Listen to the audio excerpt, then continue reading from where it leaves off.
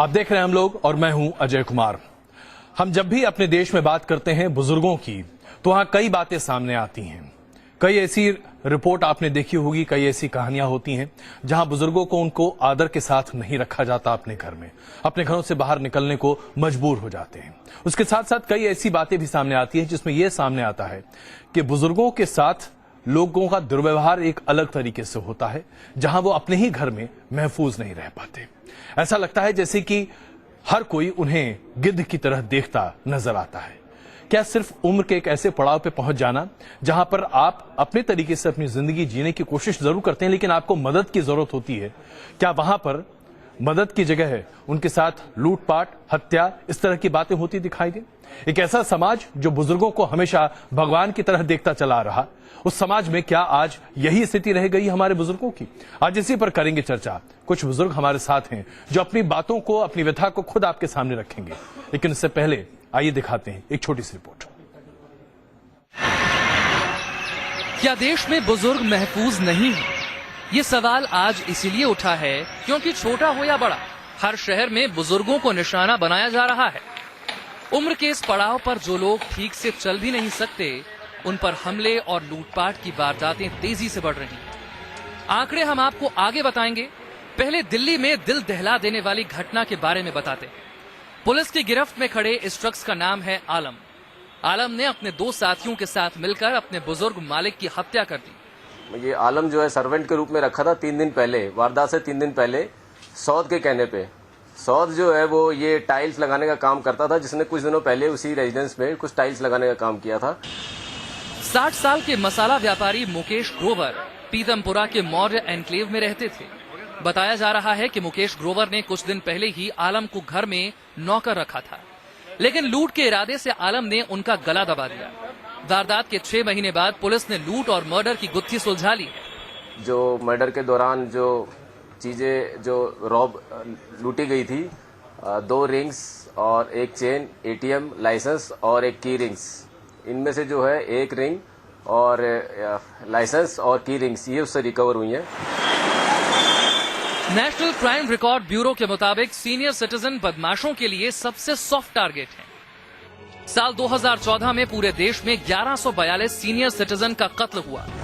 इनमें हत्या की 80% से ज्यादा वारदात लूट के लिए की गई। बात दिल्ली की करें तो पिछले साल यहां 22 सीनियर सिटीजन की हत्या हुई। इतना ही नहीं, सीनियर सिटीजन पर किए गए अपराधों के कुल 19,008 मुकदमे दर्ज हुए। पुलिस की माने तो अपराधियों के निशाने पर ज्यादातर वो सीनियर सिटीजन होते हैं जो अकेले रहते हैं, जिनमें विरोध करने की क्षमता नहीं होती। Team news nation. दरअसल ये बड़ी ही विचित्र समस्या है। विचित्र इसलिए क्योंकि कई ऐसे मौके आते हैं जब वरिष्ठ नागरिकों को खुद अपने जीवन यापन के लिए अकेले ही अपने घर को चलाना पड़ता है, क्योंकि ऐसी समस्याएं आती हैं जहां आपके बच्चे आपके साथ नहीं रह रहे होते हैं अन्य कारणों की वजह से। लेकिन ऐसे में क्या बतौर समाज हम सबों को यह जिम्मेदारी अपने कंधों पर नहीं उठानी चाहिए? आइए बातचीत करते हैं। हमारे साथ RS तोमर साहब मौजूद हैं, RG पहाड़िया जी हमारे साथ हैं, श्रीमती शीला तोमर जी हैं और VS गहलोत साहब है। आप सबों का बहुत स्वागत है।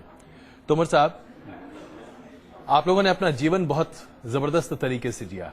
एक अच्छी जिंदगी जीने के बाद आज जिस अवस्था में आप हैं, आपको मदद की जरूरत होती है।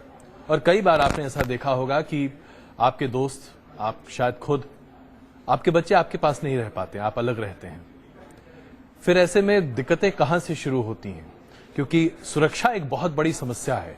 दिल्ली पुलिस से बात की जाए तो कहती है कि भाई आप बिना वेरिफिकेशन के किसी आदमी को अपने घर पे मत रखिए, चीजों को परखिए, बहुत ज्यादा किसी पर विश्वास मत कीजिए। लेकिन वास्तविक समस्या यह है कि अगर आप किसी को घर पे रखना चाहते हैं तो लोग मिलते ही नहीं है, तो जो मिल जाए आदमी उसी को रखना पसंद करता है।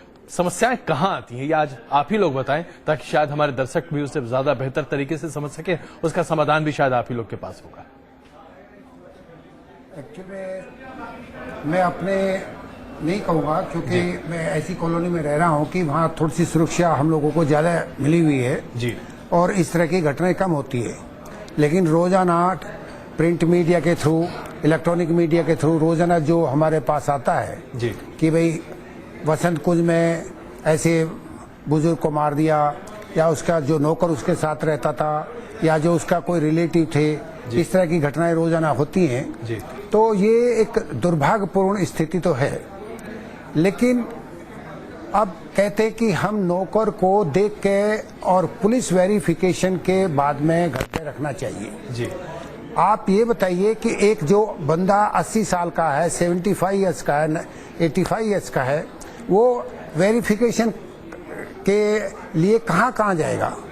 या तो आपका पुलिस या गवर्नमेंट या जो भी आपके पुलिस का एजेंसी, दावा है कि अगर आप बताएं कि वेरिफिकेशन आप कराना चाहते हैं तो आपके घर पर आते हैं और उसका वेरिफिकेशन। जो बुजुर्ग चला नहीं जा सकता, जिसको जाया नहीं जा सकता, जो बोल नहीं सकता, उसको पुलिस वेरिफिकेशन की बात करते हैं। जो शाम तक अपने सब्जी के लिए दूसरे के ऊपर डिपेंडेंट है, अपने जो भी डेली अपना खाने का सामान है दूसरे के ऊपर डिपेंडेंट है, क्या वो पुलिस में जाएगा?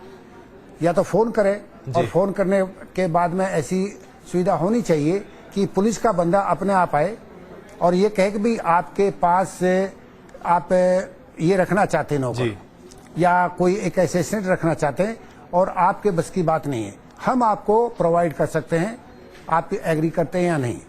क्योंकि पैसा हम लोगों के लिए इतना मायने नहीं रखता, क्योंकि हो सकता है हम जवानी में हमारे पास उतना पैसा ना रहा हो, लेकिन बुढ़ापे में जरूर इतना होता है कि हम आराम से रोटी खा रहे हैं। जी, नहीं, ये बहुत बड़ी बात आपने कही।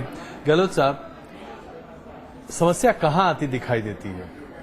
क्या आप लोग मैंने एक 60-65 साल की उम्र के बाद आदमी दूसरों पर ज्यादा भरोसा करने लगता है इसलिए क्योंकि आपकी डिपेंडेंसी बढ़ जाती है, या मुश्किलें इतनी बढ़ जाती हैं कि आप जूझते जूझते थक जाते हैं?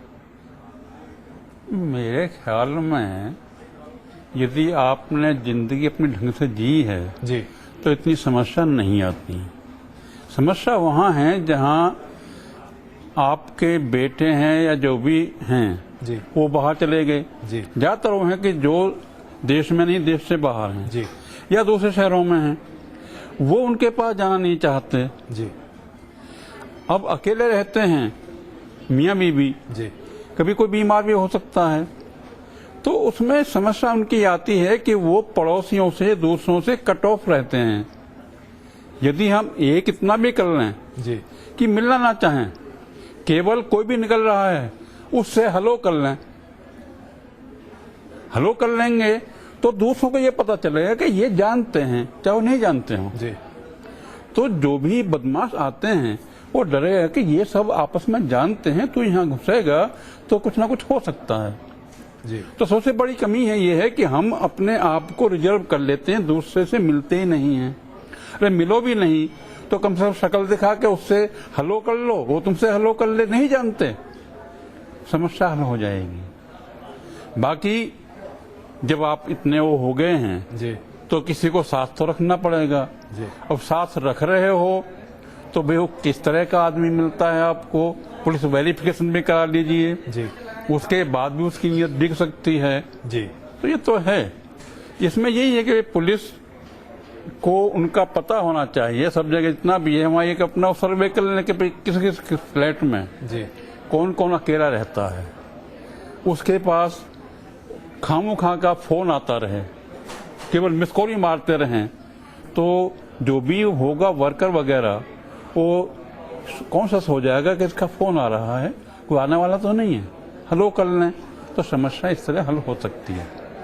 आपके हिसाब से थोड़ी अपने जो मेल जोल है उसे बिल्कुल मेल जोल बढ़ाइए भाई जी, बिना मेल जोल बढ़ाए हुए समस्या का हल नहीं है। शीला जी, आपकी क्या राय है? क्योंकि ये सबसे ज्यादा दिक्कतें आती हैं जब महिलाएं अकेले खास करके रहने लगती हैं।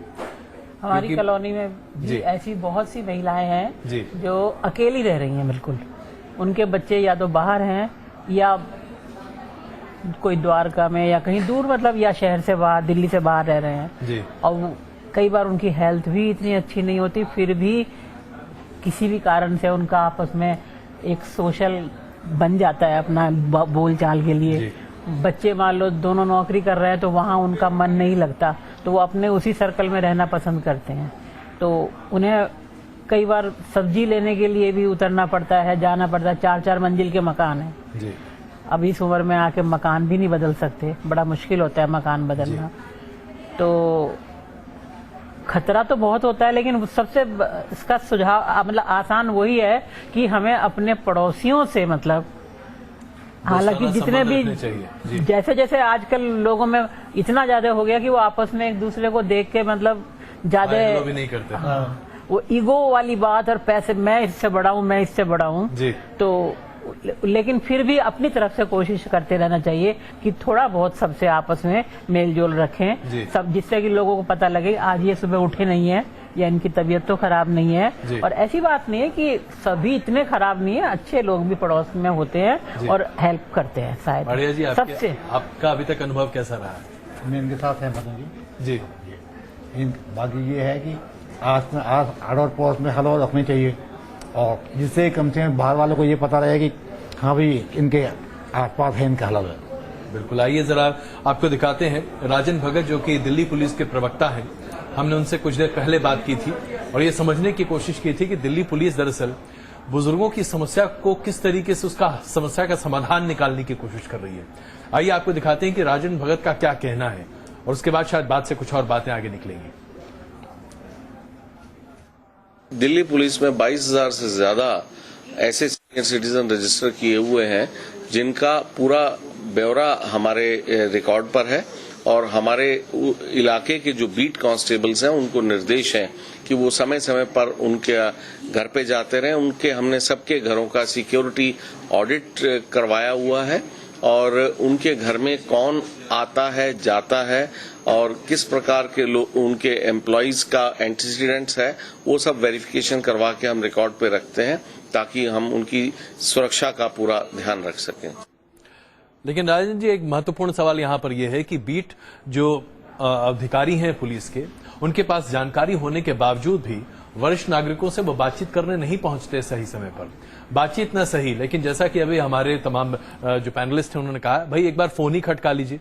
अगर इतना भी हो जाए, अगर घर में काम करने वाले नौकरों को इस बात की जानकारी हो कि पुलिस का फोन आ रहा है ये जानने के लिए कि माताजी पिताजी आप ठीक हैं कि नहीं, ये अपने आप में बहुत होता है। तो यहां पर ये जो एक चूक रह जाती है, बड़ी समस्या बन जाती है। क्या कहते हैं आप?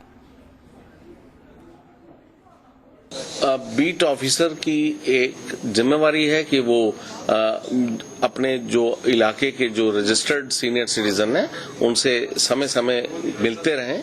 अगर कोई इसमें इंडिविजुअल कुताही होती है तो उसकी अगर शिकायत आती है तो हम उस पर कार्रवाई भी करते हैं, और इसके अलावा हमारे एसएचओ भी लगातार संपर्क बना के रखते हैं जिससे कि वो नजर रख सकें कि उनके बीट ऑफिसर्स टाइमली विजिट कर रहे हैं उनके इलाके के सीनियर सिटीजन को या नहीं कर रहे हैं। भगत साहब, आप ये कह जरूर रहे हैं, लेकिन मुझे उम्मीद है कि सिर्फ 33,000 बुजुर्गों से ये बात बनती नहीं है। तोमर साहब, इस बार मैं आपके सामने रखना चाहता हूं। बीट कांस्टेबल्स संपर्क साधने की कोशिश करते हैं, ऐसा दिल्ली पुलिस का दावा है, कम से कम उन बुजुर्गों के साथ जो रजिस्टर्ड हैं। आपके आसपास पे जो लोग रह रहे हैं, क्या कभी किसी ने किसी बीट कांस्टेबल के फोन की बात कही है क्या? I am not registered. जी, मैं अपनी बात करता हूं क्योंकि मेरे साथ मेरी वाइफ भी है, तो हम रजिस्टर्ड नहीं है। मेरे शायद हम चारों में से कोई भी रजिस्टर्ड नहीं है जी। लेकिन जहां तक मेरा ख्याल है, जी, कहना अलग बात है, वो बीट कांस्टेबल जो होता है वो बीट के अंदर ही बैठा रहता है। जी, कॉलोनी में कम ही घूमता नजर आएगा। अगर एक कॉलोनी के लिए एक भी आपका कांस्टेबल अलॉट किया हुआ है, जी, अगर वो 2 बार या 3 बार भी चक्कर लगा ले तो बदमाशों को लगेगा कि हाँ भाई ये बंदा कोई घूम रहा है पुलिस वाला। तो पुलिस का तो वैसे आदमी को डर काफी होता है जी। लेकिन मुझे नहीं लगता ये बीट कांस्टेबल किसी के घर में जाता है। अगर जाता है तो मेरी जानकारी नहीं है। आप क्या कहेंगे गौरव साहब, कभी ऐसा कोई तजर्बा आपका? मैंने अभी तक नहीं देखा। तो दिल्ली पुलिस जो ये दावे करती है, देखिए वही तो मैं कह रहा हूं, दावे क्या करते हैं मैंने जानता, पर मैंने जहां तक देखा, देखिए मैं ज्यादातर घर में रहता हूं और बाहर बैठता हूं। जी, मेरे उसमें जितने फ्लैट हैं पूरे उसमें जी, मैं लगभग सबको शकल से जरूर जानता हूं, हर एक से बात भी कर लेता हूं। जी। बाकी पुलिस को मैंने अभी तक आते हुए किसी घर में नहीं देखा है। ये बड़ी बात आप यहाँ पर कह रहे हैं। हम यहाँ पर बस रुक रहे हैं कुछ देर के लिए। हम लोग में बस तुरंत छोटा सा ब्रेक, वापस आ रहे हैं और फिर एक बात जानना चाहेंगे इन बुजुर्गों से। अपना जीवन इन्होंने अपने बच्चों के भविष्य को बनाने के लिए एक तरह से लगाया, लेकिन आज क्या वाकई में संतुष्ट हैं? करेंगे बातचीत, बन रही है हमारे साथ।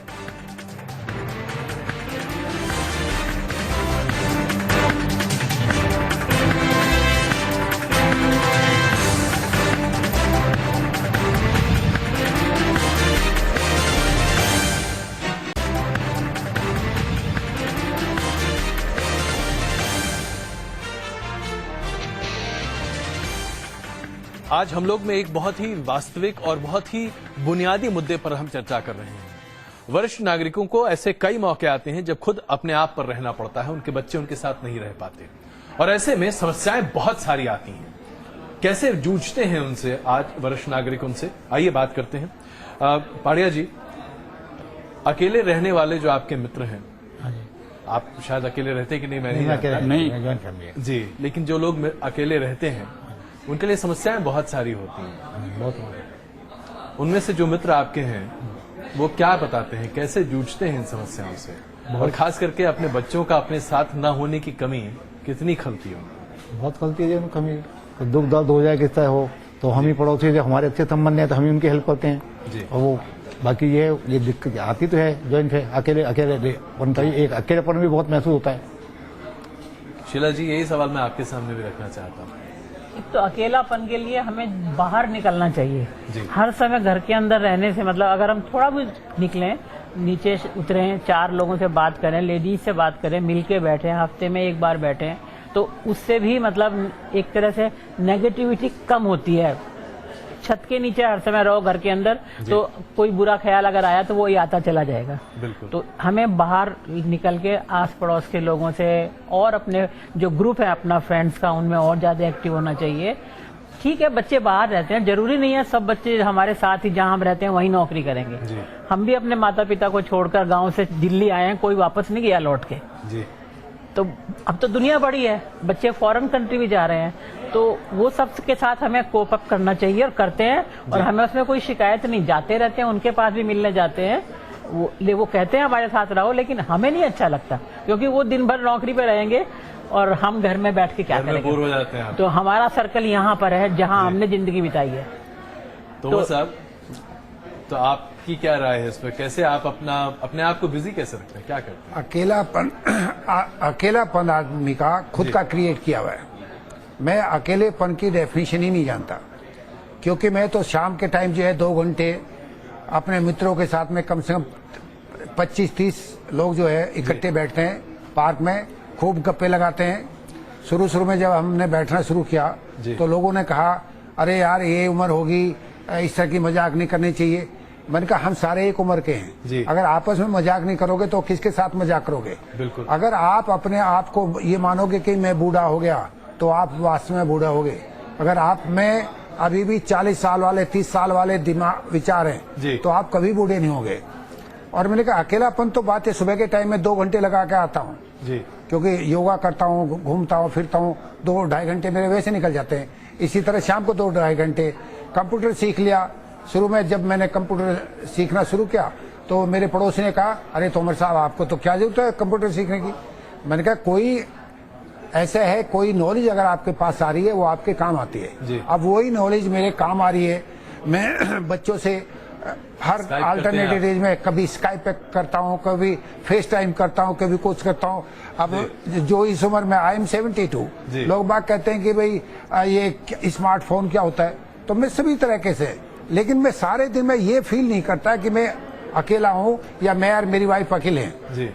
क्योंकि कभी सुडोको कर लिया, कभी कंप्यूटर में बैठ कर चेस खेली, कभी मेल कर दी, कभी मेल पढ़ ली, कभी व्हाट्सएप जो है शुरुआती व्हाट्सएप से शुरू होता है, और हो सकता है कल से आपके साथ भी ऐसे होना है।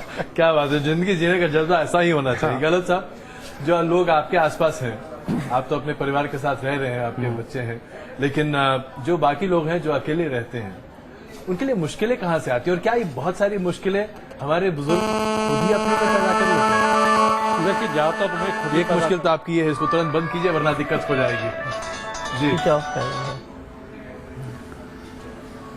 ज्यादातर तो ये है कि जितनी भी पैदा की हुई हैं हमने खुद पैदा की हैं। भाई आपके बच्चे बाहर रहते हैं, आप उनके साथ एडजस्ट नहीं हो सकते। होना तो ये चाहिए कि भाई आप अपनी कुछ उनको छोड़िए, उनकी उसमें से साथ समझौता कीजिए, तभी आप ठीक चल सकते हैं। जब उनके साथ नहीं रह सकते, आप अकेले रहना पसंद करते हैं, एक आदत बन जाती है कि भाई वहाँ रहेंगे, हमारे साथ ऐसा होगा, ये नहीं होगा, तो फिर आपको रहना है तो पड़ोसियों से मिलकर चलिए। जो भी आपने सर्वेंट रखे हुए हैं वो आपके वफादार होने चाहिए, इन चीजों को लेकर चलोगे और फिर अपना टाइम काटने का जरिया बनाइए। जी, आप एक्सरसाइज कीजिए, थोड़ा योगा कीजिए, टीवी है उसे देखिए, बुक्स हैं उन्हें पढ़िए, न्यूज़पेपर पढ़िए, थोड़ा बहुत घूमिए फिरिए, चाहे घर में घूमिए, बालकनी में निकल आइए। क्या बात है। हैं? नीचे घूमते तो बड़ी अच्छी बात है। जी, हैं? मेरे यहाँ शाम को 5-6 औरतें आ जाती हैं इकट्ठी, एक उम्र की, सब घूमती हैं, नहीं भी हो घर में बुलाने आ जाती हैं, बे क्यों नहीं निकली आज तुम? जी, तो उनसे संपर्क बनाइए। हम बैठते हैं, तोमर साहब ने कहा, जी। हम 25-30 बैठते हैं पार्क में जाकर शाम को। जिसको जो नहीं आया जी, नहीं आया तो उसके लिए कोई ना कोई उसके घर जाएगा, नहीं जाएगा तो कम से कम फोन करके पूछ लेते हैं भी क्या बात है, क्यों नहीं आए। सही बात है। तो ये सारी चीजें तो हमें लेनी पड़ेंगी। अपने आप को सकारात्मक उसमें ले आइए, उस बार जाओगे, और नेगेटिव उसमें जाओगे तो आप परेशान होने से हो आपका जाओगे। जज्बा वाकई में आप लोगों का बड़ा काबिल तारीफ, और उम्मीद है कि आप लोग इसी तरीके से मिलजुल कर बैठिए और 30-40 की उम्र के जो आप लोगों के ख्यालात थे उनको एक बार फिर से जीने की कोशिश कीजिए। बहुत धन्यवाद इस बातचीत के लिए। ऐसे जज्बे होने चाहिए। जिंदगी दरअसल जीने का नाम है। हम सब दरअसल जिंदगी को जीने की कोशिश करने की बजाय दरअसल में खामियां निकालने लगते हैं। ये अपने आप में बड़ा दुर्भाग्यपूर्ण है। हम लोग में आज के लिए बस इतना ही। लगातार देखते रहिए न्यूज़ विजन।